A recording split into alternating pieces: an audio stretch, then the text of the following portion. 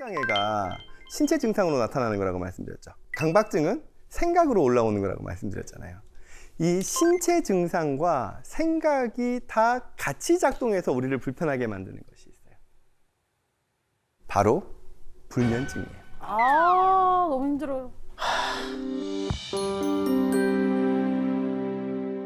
근데 저는 좀 심해서 거의 7시에 잠드는 경우도 아침 7시요? 예, 7시에 잠드는 경우도 되게 많고 수면의 질도 잔다 하더라도 굉장히 별로 그닥 좋지가 않습니다. 그럼 혹시 잠을 잘 자기 위해서 노력하시는 게 있으신가요? 그렇죠. 뭐 따뜻한 우유 그리고 운동도 하고 나면 잠이 깨요 오히려. 그리고 막 샤워도 하고 별거 다 해봤거든요. 샤워는 따뜻한 물로 하세요? 뜨거운 물로 하세요? 뜨거운 물로 하죠. 그리고 그 막 책도 읽어보고 ASMR 뭐 빗소리 틀어보고 다 했거든요. 나도 다 해봤. 똑같네. 황재성 씨께서 하셨던 여러 가지 노력 중에는 진짜 딱 절반은 맞고 절반은 틀려요. 네. 왜요? 우리가 흔히 가지고 있는 오해들 중에 하나가 자기 전에 뜨거운 물로 샤워하면은 잠을 잘 잘 수 있다. 그리고 운동을 정말 열심히 해서 몸을 피곤하게 만들면 잠을 잘 수 있다. 맞아요. 두 개 다 잠 못 자요. 왜냐하면 두 개 다 교감신경이라는 걸 자극해요. 아까 전에 공황장애 할 때 교감신경 말씀드렸죠. 잠을 잘 때는 부교감신경이 활성화되면서 이완돼야 되는데 내 몸이 갑자기 전투 모드로 바뀌니까 오히려 더 잠을 못 자게 되죠. 오히려 미지근한 물은 괜찮아요. 미지근한 물이나 반신욕은 괜찮습니다. 그럼 우리 몸이 이완돼요. 자기 전에 하는 운동도 뭐 몸을 활성화시키니까 교감신경이 자극되죠. 근데 나이가 드니까 자연스럽게 확실히 잠을 그렇죠. 잘 못 자게 되더라고요. 근데 그래서 저는 최근에 어떤 거 아니면 많은 분들이 그렇게 하실 것 같은데 휴대폰 보기. 예. 또 특별히 어떤 걸 봤냐면 왜 신점. 나하고 상관없는 남의 얘기를 하는데 옆에서 속삭속삭 하니까 그 소리 듣다가 잠을 들어요. 근데 지금 말씀하신 게 그렇게 틀린 얘기는 아니에요. 그래요? 네. 왜냐하면 우리의 잠을 방해하는 대표적인 습관은 현실적인 생각이에요.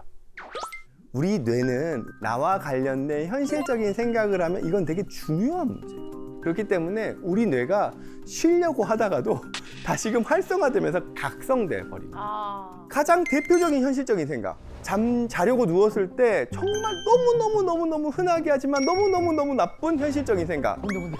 뭐죠? 자야지. 자야 돼. 되는데 못 자면 어떡하지? 생각도 하고 입으로도 말하고 막. 나 오늘 못 자면 내일 피곤하고 일하는데 지장 있고. 이 현실적인 생각은 긍정적인 생각이든 부정적인 생각이든 다 못 자요. 내일 소풍 가면 현실적인 생각이죠. 내일 소풍 가면 그날 잠을 잘 수 있어요, 없어요? 못 자요. 너무 설레어요. 내가 설레이는 건데도 현실적인 생각을 하는 순간 우리는 잠을 못 자요. 똑같은 생각이라도요. 그 생각이 현실적인 생각이냐 비현실적인 생각이냐에 따라서 우리의 잠의 반응은 달라요. 제가 어젯밤에 잠을 잘 잤을까요? 아니요. 못 잤죠. 왜냐면 어쩌다 어른에 나오잖아요. 어쩌다 어른에 나가는 이 녹화가 있으니까 어제 누워서도 이 어쩌다 어른 생각밖에 없는 거예요. 나 지금 대본 더 한 번 더 확인해야 되는데 대본 봐야 되는 시간에 코미디 빅리그를 해가지고 내가 코미디 빅리그를 봤네.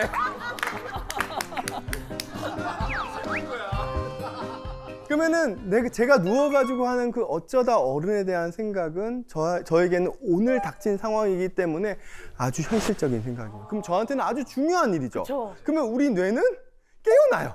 각성될 수밖에 없어요. 근데 제가 예전에도 어쩌다 어른에 대한 생각을 해본 적이 있어요. 섭외 들어오기 전에 나간다면? 자다가 와 어쩌다 어른 나가면 얼마나 좋을까. 그리고 나 이거 하다가 정말 유명해지면 어떡하지? 이 생각을 하면서 잠을 자죠. 왜냐하면 비현실적인 생각이잖아요. 왜냐하면 현실적인 생각이 아니기 때문에 나한테 그렇게 중요하지 않아요. 그러면은 똑같은 어쩌다 어른에 대한 생각을 했음에도 불구하고 나에게 현실적인 생각이 아닐 때는 그냥 기분 좋게 생각이 이리저리 왔다 갔다 하다가 몸이 편안해지면서 스르륵 잠에 드는 거예요.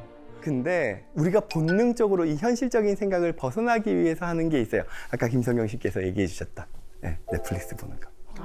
왜냐하면은 생각을 유튜브나 티빙이나 OTT 쪽으로 옮기면서 현실적인 생각에서 벗어나게 되면 우리는 조금 잠을 잘 수 있죠.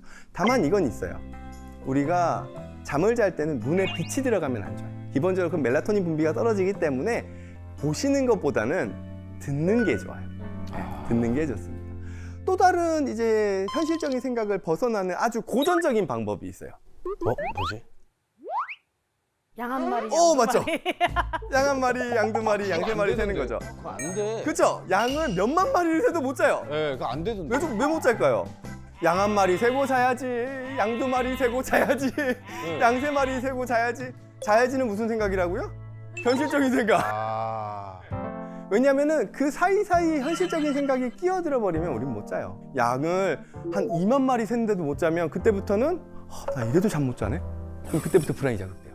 그럼 교감신경이 증대되면서 잠을 더 못 자게 되는 거죠. 맞아.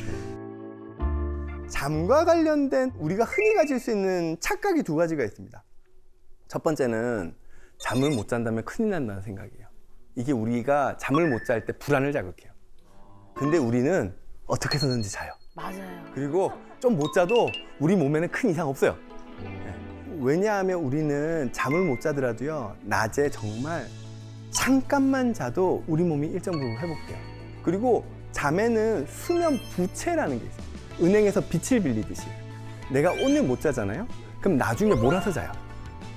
주중에 일하시는 분들이 주말에 늦잠 자죠. 그 이유는 주중에 못 잤던 잠이 부채로 가지고 있다가 주말 동안에 자는 거예요. 그렇기 때문에 내가 지금 좀 못 자더라도 큰 문제 없어요. 거기에 대해서 내가 생각을 하면 할수록 나의 잠에 대한 불안만 높아지면서 잠을 더 못 자게 가는 거죠. 또 한 개는 침대에 눕자마자 베개에 머리를 대자마자 자는 거를 꿀잠이라고 생각하시는 분들이 있어요. 그리고 그거를 엄청 부러워하시는 분들이 있어요. 저 진짜 부러워요. 저 그렇게 잘 때도 되게 많아요. 실제로 그렇게 자는 사람도 있어요. 정말 그거는 복을 타고나신 분이에요. 와. 네, 근데 우리가 정상적으로 잠을 드는 데까지 걸리는 시간, 입면 시간은 30분에서 1시간까지가 정상이에요. 근데 우리가 누워가지고 진짜 5분만 지나도 왜 잠이 안 오지? 자야 되는데? 맞아요. 이 생각은 현실적인 생각이죠. 그럼 더 못 자요. 그러니까 정확하게 말씀드리면 교감신경과 부교감신경의 전환이 빠르신 분이 있어요. 그건 타고나야 돼요. 그거는 그 사람의 독특한 성향이기 때문에 우리가 부러워하면 안 돼요. 그렇기 때문에 자려고 누웠을 때 바로 자야 된다는 그 강박관념이 우리로 하여금 잠에 대한 불안을 더 늘리고요.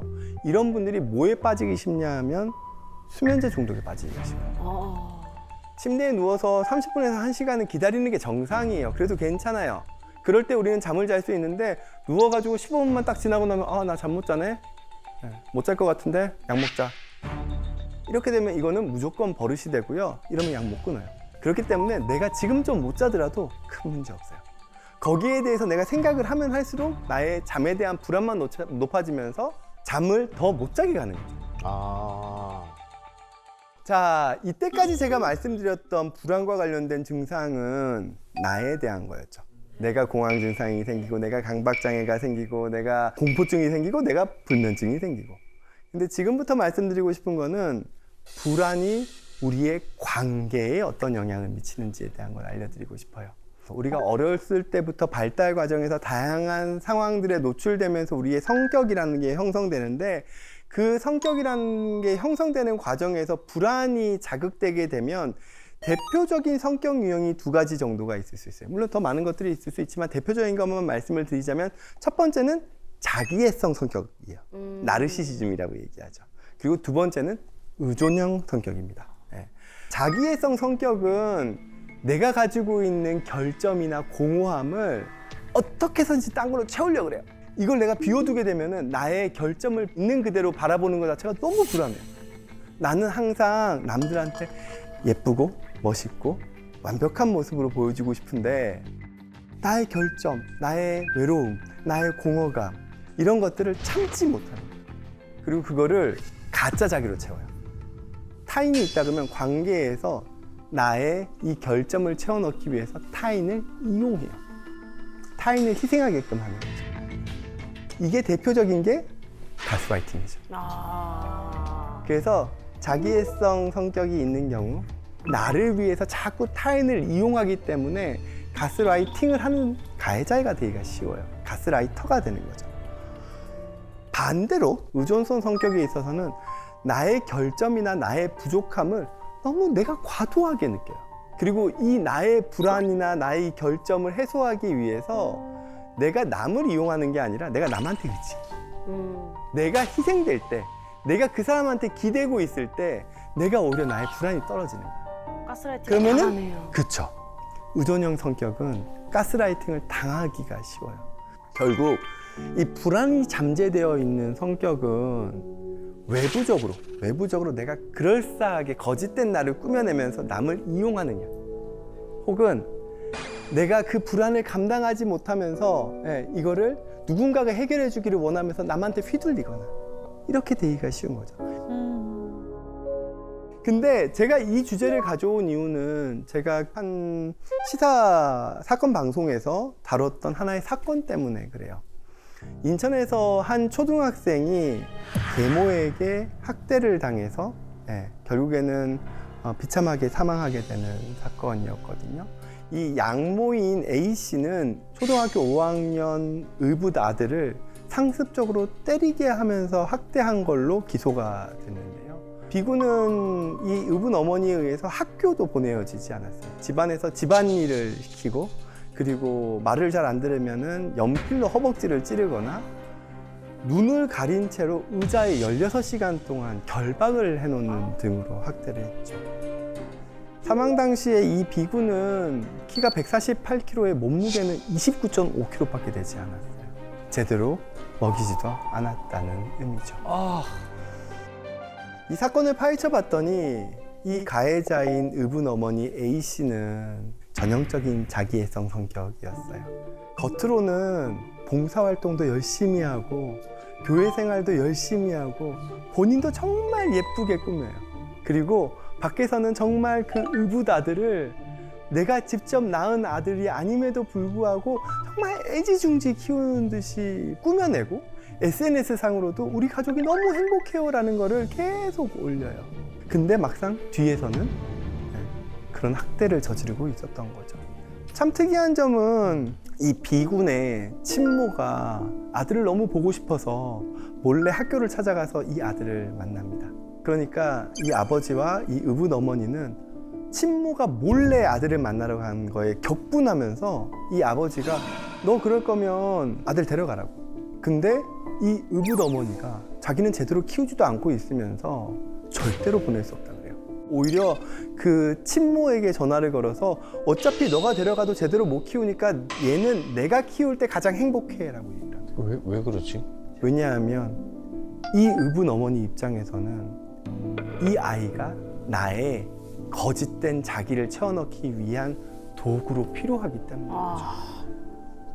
또 하나 고민했으면 하는 지점은 이거예요. 이 아이는 초등학교 5학년이에요. 충분히 자기 의사를 이야기할 수 있고 도움을 요청할 수 있어요. 하지만 마지막 순간까지 도움을 요청하지 못합니다. 왜냐하면 이 아이에게는 버림받을까 봐에 대한 두려움이 있어요. 그러니까 그 학대하는 와중에서도 이 엄마한테 의존하는 거죠.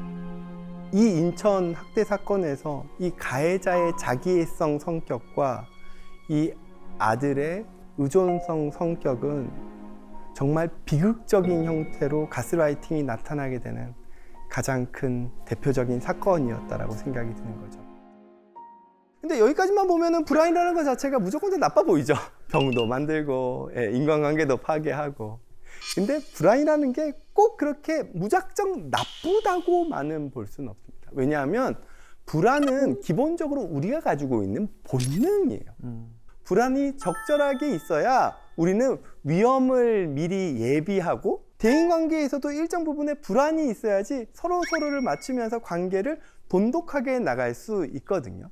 근데 중요한 건 이 불안이 없으면 어떻게 될까요? 사이코패스가 불안이 없다는 얘기를 합니다.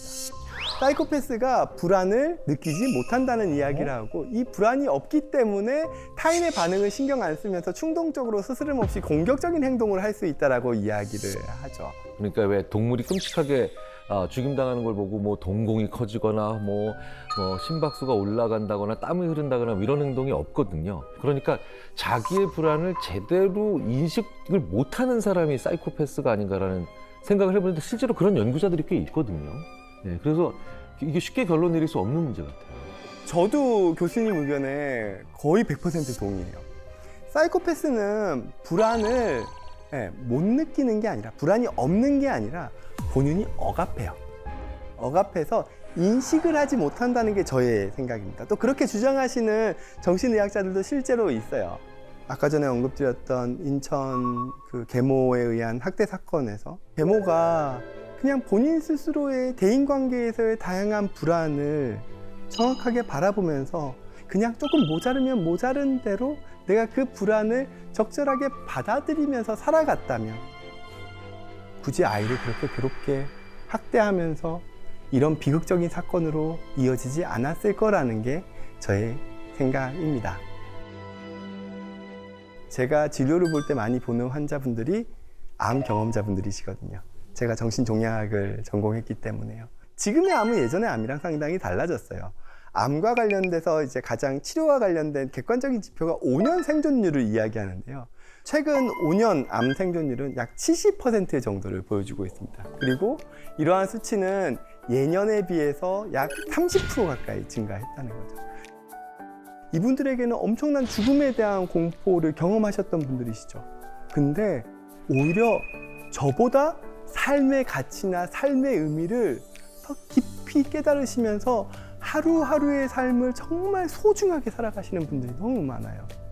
이걸 저희가 정신의학 용어에서는 뭐 회복 탄력성이나 심지어 외상 후 성장이라는 표현으로도 이야기하기도 해요. 그게 우리가 죽음에 대한 불안을 한번 경험했기 때문에 삶을 살아가는 시선이 달라져 버리는 거죠.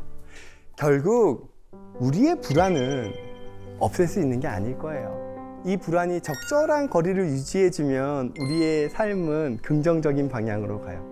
내 대인관계도 그렇고 나의 사회적인 역할도 그렇고 나 스스로도 그렇고요. 그러니까 우리에게 중요한 건 불안을 없애려고 막 씨름을 하거나 불안을 무시하려고 하거나 불안을 억압하려고 하거나 이게 아니라 끊임없이 관리하려고 하는 삶을 살 때 우리의 인생이 보다 행복한 삶, 건강한 삶으로 갈 수 있지 않을까 생각을 합니다.